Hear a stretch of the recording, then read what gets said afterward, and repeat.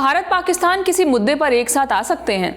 मौजूदा संबंधों को देखकर तो कोई ऐसा नहीं कहेगा, लेकिन ऐसा हो गया है। दोनों देश मिलकर अमेरिका के एक प्लान का विरोध कर रहे हैं। ट्रंप छनछनाए हुए हैं और भारत पाकिस्तान के साथ खड़े हैं तालिबान, चीन और रूस भी।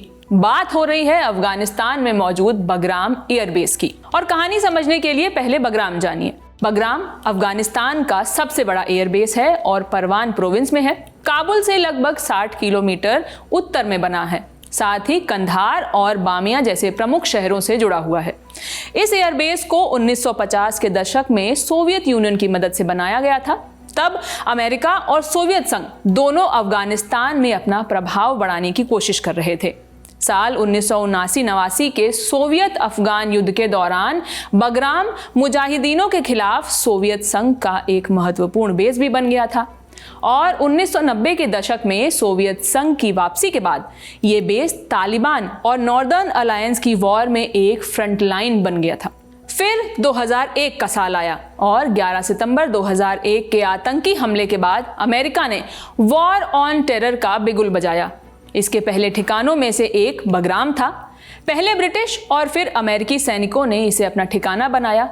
अमेरिका ने अरबों डॉलर झोंक दिए। अमेरिका का सबसे बड़ा और सबसे हाईटेक बेस तैयार हुआ। वक्त के साथ ये एक विशाल कॉम्प्लेक्स में तब्दील हो गया।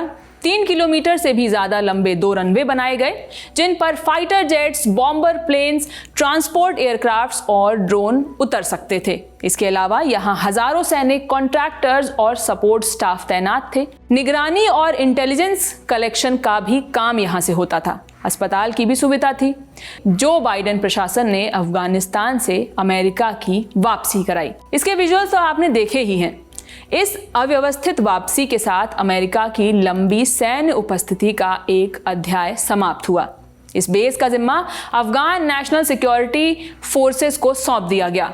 फिर कुछ ही वक्त में तालिबान ने सत्ता पर कब्जा जमा लिया और ये बेस भी उसके हाथ आ गया। और अब डोनाल्ड ट्रंप कह रहे हैं कि भाई हमें ये वापस चाहिए। 21 सितंबर को उन्होंने अफगानिस्तान को धमकी दी। कहा अगर बगराम वापस नहीं किया गया तो bad things are going to happen. अब ट्रंप की इस मांग पर जैसा कि अनुमान लगाया जा रहा था वही हुआ।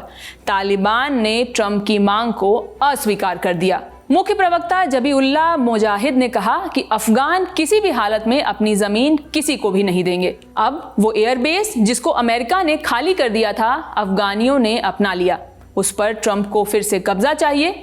इस पर ही सारे देश लामबंद हैं। रूस में बीते कुछ दिनों से कई देशों की एक बैठक चल रही है। नाम है मॉस्को फॉर्मेट कंसल्टेशन।